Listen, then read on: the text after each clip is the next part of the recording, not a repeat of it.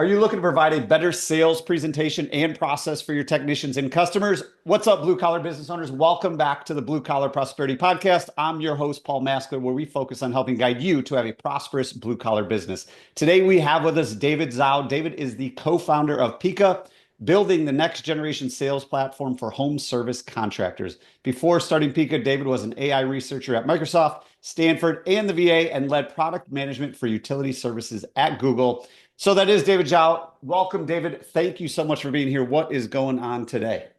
Not much, not much. It's a beautiful sunny day out here in California. Thank you so much, Paul, for having me on. Awesome. Yeah, excited to have you on. Excited to talk AI, Pika, all the things that you're doing to help our listeners out there. So just give our listeners kind of a quick rundown into how you got to where you're today. How did Pika start? And we'll go from there. Absolutely. So, some additional context here. My dad, growing up, actually worked for a very large HVAC and appliance manufacturer. So, my family wasn't directly in the trades. I've never been a contractor myself, but always grew up kind of adjacent to hardware and home services. And for frankly just taking apart stuff, I really pissed off my parents, and that I would take apart a refrigerator, I'd take apart our microwaves. Probably shouldn't have been doing that at my age growing up, but always was really interested in just that intersection between physical things and how it impacts our day-to-day lives. I ended up going to school for computer science, thought I was actually going to go into academia, get a PhD in AI, but had the misfortune of graduating into COVID. So did not want to do online schooling.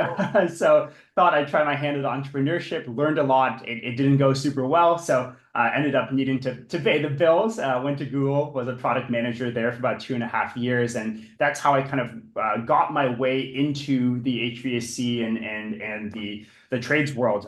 Was working at Nest, which I know full well is a bit controversial in this space. And I apologize for some of the hassle and especially setup and usage, but I was focused primarily on our utility and grid partnerships there at Nest, so a bit of a different component of the platform than the standard smart thermostat. But during my time there, I actually got to work very closely with our Nest pros, our Nest contractors, our Nest contractor partners. And this was right around the time when my AC unit failed.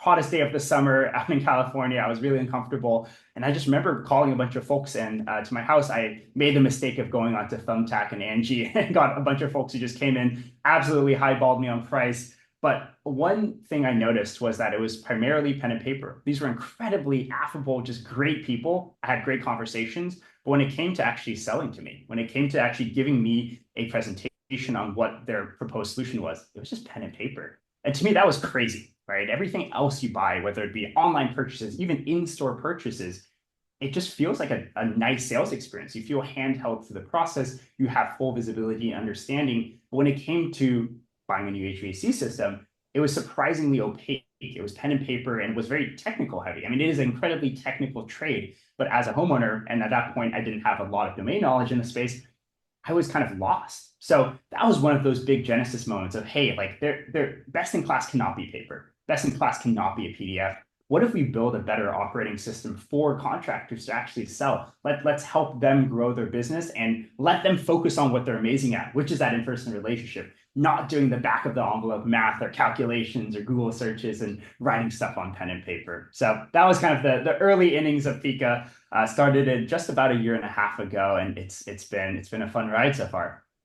Awesome. Love the story. And now let's like really dive into what Pika is. I still remember our first conversation, in 2024. And when you're explaining it to me, you said Service Titan's called Service Titan, not Sales Titan, because it's so powerful for all the things that we need to do to run a service business.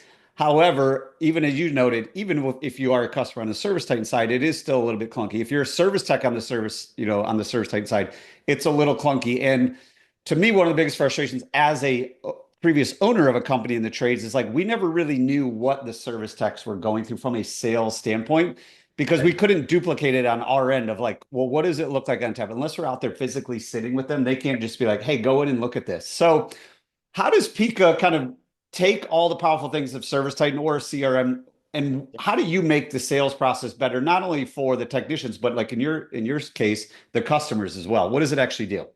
It's a really great question. So I'll maybe start from the 10,000-foot view, which is Service Titan does a lot of things very well. To your point, FSMs have really crushed it when it comes to, say, inventory management, dispatch, CRM, being able to do that kind of like end to end. Hey, we've got a new customer. Let's actually dispatch someone, and someone can actually reach their front door in a very timely manner. But when it comes to that buying experience, right, we've heard a lot of pains around the lack of differentiation, the difficulty in selling on value, not price. And just the sheer fact that, hey, if you only have a good, better, best, and now these days there's a lot more leave behinds, a lot more multi-bid situations, how do you remain top of mind and continue to remain top of value from the customer, from the homeowner's perspective, even once you've left the home?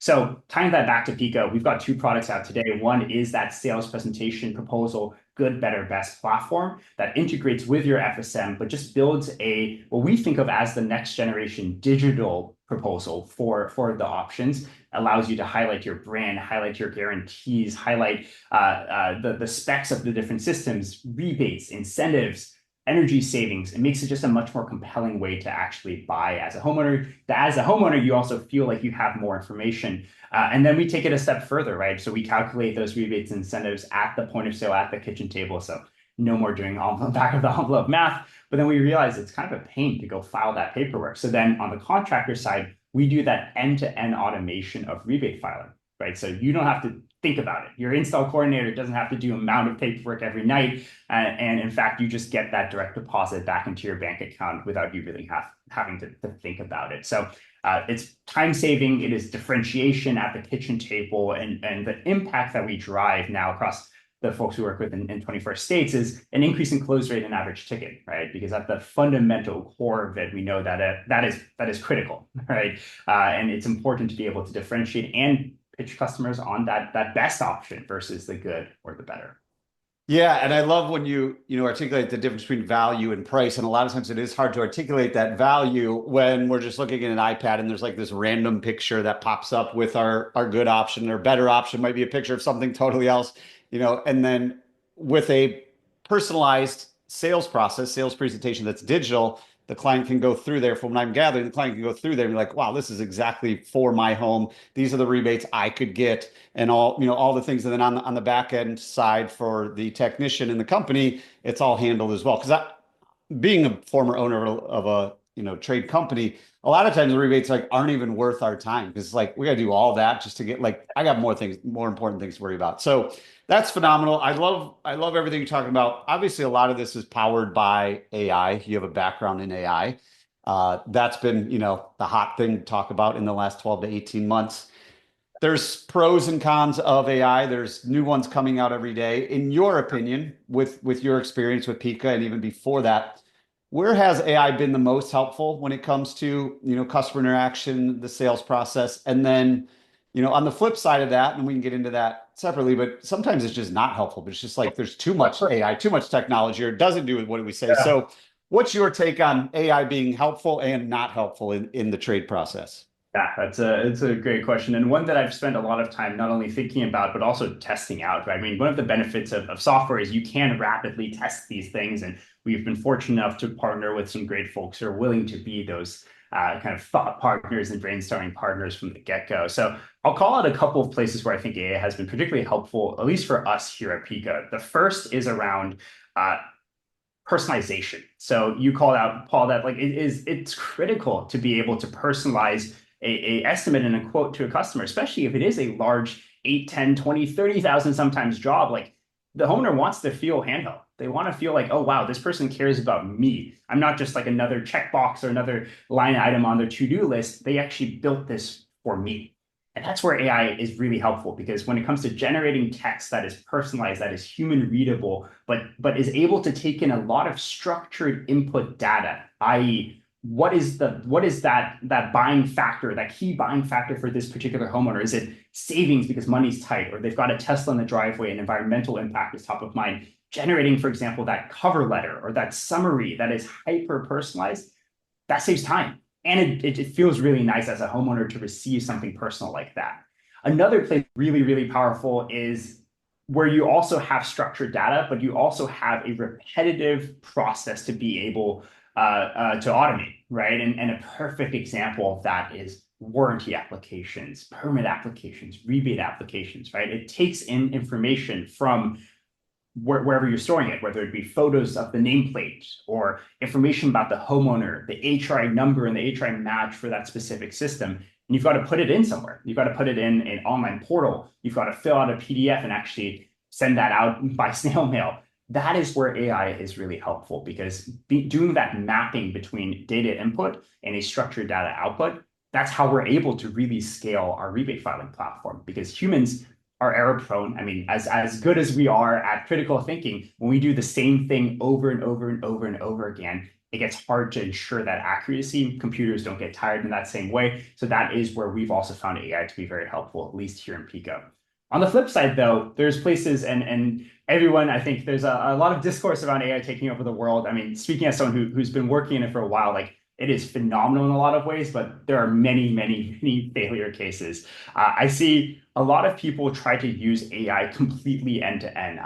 What if we could use AI to quote, right, or to understand what would actually work best for a particular customer? And that's where it fails, because AI is domain specific, right? Or needs to be domain specific. Your general purpose models like OpenAI's GPT or Anthropic's Claude, those are trained on a massive amount of data from Wikipedia, from online books, from YouTube, things of that nature, but it isn't focused in the trades. And it certainly isn't focused in the technicalities of something like HVAC, plumbing, electrical. So if you wanted to output something very technical, it doesn't do a great job of it. There's what's called hallucinations, where it just makes up information because it wants to please you as the person asking it a question. So it just makes up information that sounds plausible.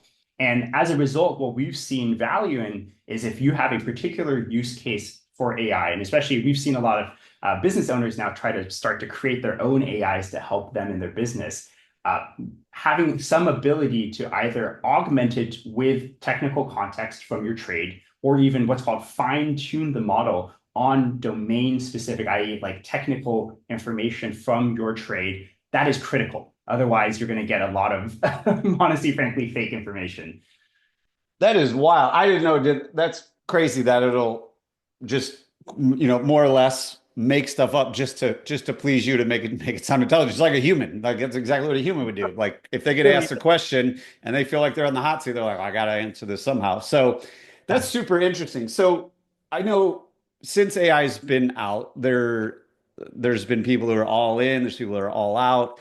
We also know that the average age of the owner in the trades is, getting close to 60, and they're thinking nobody wants to do that. My customers won't ever want to deal with that. They want to deal with people. They want to have an invoice in their hand. The very old school thing. Whereas the next buying demographic, as we've seen, the next wave of people become homeowners and have to get their HVAC replaced and, plumbing issues and all that. How have you seen? I mean, you guys are operating in 24 states now. You're probably dealing with owners on both scales. You're probably also answering a lot of questions on both scales. How have you seen kind of the sales process shift? Because a lot of people are just like, oh, that's way too much. I don't want to deal with it. But like, how have you seen kind of the demographics between owners, buyers, sales process, AI, all kind of come in, and where's that at in 2025? It's such a good question, because everyone has their own rationale for sticking with their sales process, right? And honestly, for a lot of folks, their sales process works today, right? And as a result, if it's not broken, why change and completely shake the boat and do something completely new if what works today is already working? So our thought is twofold. One is that we're not prescriptive about how you sell. Our goal is to just pull all of the information that we know you kind of need to find, right? HRI matches, getting the ground truth, efficiency, capacity of systems. What's the decibel rating? What's the manufacturer warranty? What's the staging of the system? Rebates. We just want to pull that information, create this essentially data toolbox in the presentation that you, as a salesperson, you can choose your own adventure and picking out what to actually show the customer and how to show that to the customer. We've seen people even take our presentation, go to that good, better, best view where we've listed out all of the efficiencies and actually just print that piece of paper out and mark it up with pen and paper. That works, right? We're not going to force you to show it on a digitally native platform, especially if you're showing it to someone who maybe doesn't even have a mobile phone or an easily accessible laptop. So we know and we recognize that our platform, it needs to be inherently flexible and it needs to be able to address these changing needs, because as much as there is this growing, as you mentioned, Paul, this growing millennial and Gen Z home buying demographic, there still is a lot of the older generation that is buying and replacing systems today. So we have to be inherently flexible there.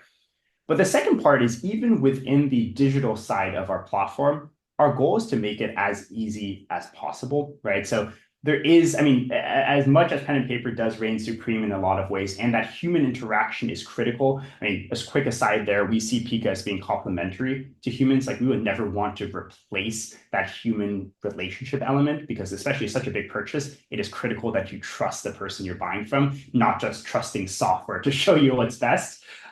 But when it even comes to that presentation, we're actually currently undergoing a massive refresh of the look and feel of the product. We're interviewing homeowners across the US in every demographic. We're interviewing different contractor demographics as well, to understand what is the easiest and simplest way to actually show that value and show the options, but still in a way that doesn't lose fidelity. It doesn't lose information. You're still able to actually go and showcase the good, better, best with the full set of data.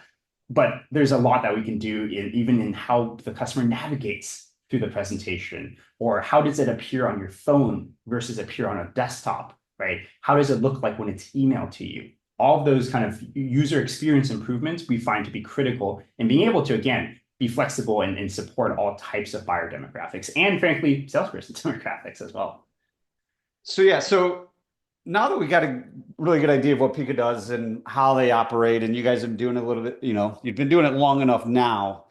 What have been some of the, the results you've seen as far as, hey, our average ticket went up this, our closing rate went up this, or even just general feedback from your clients when they start rolling out, this new process using technology to make their life easier? Totally. So obviously, close rate and average ticket are critical, and they're also one of those kind of elusive metrics, because there are so many things that go into influencing them, right? Even over time, it could be the weather, it could be lead generation, it could be just even how motivated a particular sales team is at a given point in time. But we've tried our best to do kind of the best fit comparisons with in-group versus out-group, comparing year over year to seasonally adjust. And what we're seeing is statistically significant lifts in both close rate and average ticket. I mean, we ran the numbers for a shop that we work with that's scaled, private equity backed, 27 percentage point lift in close rate, tied with a 7% lift in average ticket, right? So that to us is the type of impact that we want to continue to drive and really scale out across our platform, across our footprint today.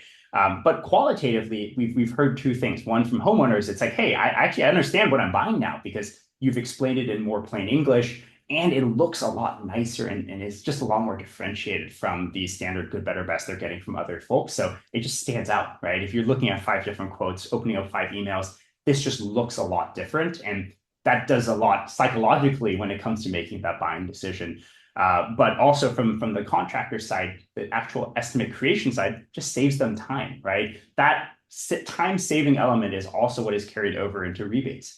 I mean, we're able to reduce the time spent on rebates by 6 to 10x. We're able to clear out year-long backlogs, $100,000 plus in rebate value alone. We can clear that out in the matters of days and weeks, so that you can get paid back quicker, right? And with higher accuracy. And that is, I think, at the end of the day, it's obviously increasing top level metrics, but it is that kind of softer benefit of time savings and accuracy as well.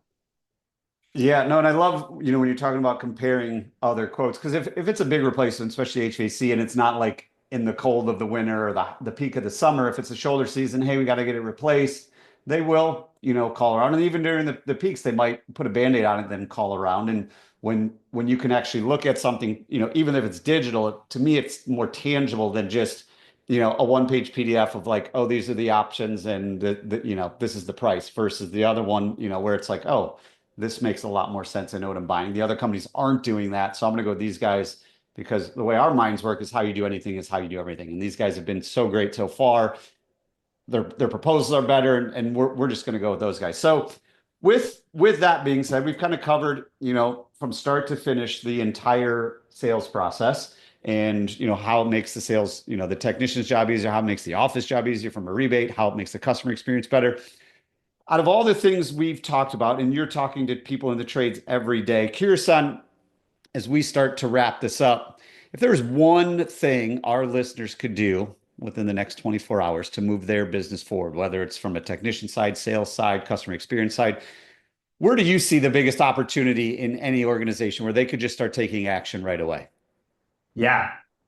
So in the scale of a 24-hour window, one thing, and this is more of a trick that I learned as I was doing some marketing a few years back, is just understanding how people are pitching offers, how people in your area are pitching to customers, to potential customers when it comes to outbound. And there's two things to quickly flag here. One is, I don't know if folks listening know this, but both Google and Facebook and Meta have ads transparency centers where you can actually go onto that website. You can search, let's say, HVAC in your local area, and you'll be able to see all of the different ads that are currently running for HVAC from your competitors, from other manufacturers, from anyone in your area. And you can actually just understand and get a sense of how you stack up, how you compare, what are those offers looking like, and how can you be competitive, especially in shoulder seasons, right? So that's one element of kind of understanding the context around where you are today. The second is around understanding the demographic that you serve. Obviously, you've got a lot of information, I'm sure, with your existing customer base, but permits databases are actually a really rich source of information. Being able to go in and see, hey, 10 years ago, when were the last HVAC mechanical MEP permits were filed, and using that as potentially an understanding of, hey, how can I segment out my service territory into places where the average age of the home is a bit older? Maybe that's a great opportunity to do some outbounding to that particular neighborhood and kind of concerted marketing efforts there. So it's this kind of contextual awareness that we've started helping our customers with, but we found to be really meaningful. Wow, that's awesome. Yeah, and I totally agree with, the Facebook and Google ads transparency. Even me, just as a consumer, if I see an ad with like a whole bunch of comments and reactions, and then you click on to see, the transparency and what ads they're running. If you see one that's been, in my opinion, if you've seen one that's been running and it says it's been running for 8 months, it's probably like that thing's probably working. Totally. So let's see what they're doing, who they're targeting. Let's see what the landing page looks like, the creative, all that kind of stuff. So two awesome, really bits of insight there from David. Check out the, transparency on Google, Facebook ads. And then, from a demographic standpoint, look at where permits are pulled, age of home, so you know where to better spend your marketing dollars. David Zhao with Pika. Thanks again for coming on the show, sharing your journey, and providing a ton of actionable advice, wisdom, insight into all the things we talked about: AI, sales, customer experience for the blue collar business owners out there as we continue our journey to prosperity. But before we sign off, David, where can our listeners go, keep in touch with you, learn more about Pika and how to get involved with that? Yeah, thanks for the great conversation, Paul. Go our website with Pika, WITHPIKA.com is the best place to see the overview of what we've built. And if you want to reach me directly, feel free to shoot me an email at david@withpika, WITHPIKA.com, and I'll promise I'll respond to you within 24 hours. Awesome. Love the promise. And it's with Pika. Pika is Pika. Check it out, guys. Super awesome software platform that David and his team are building. David, thanks again for coming to the show today. Really appreciate it. Thank you, sir. And before we go, as you know, there are a lot of moving parts when it comes to creating consistent positive cash flow. However, the journey starts with making sure you are priced right so you can have a growing and more profitable business.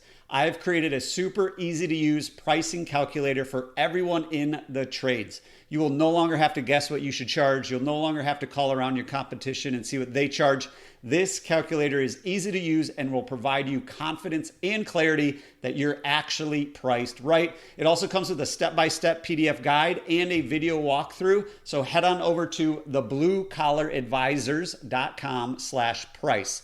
thebluecollaradvisors.com/price to download it today, and so you can start implementing it tomorrow. Until next time, remember, what got you here won't get you there. If you are ready for different results, it's time to start doing things differently.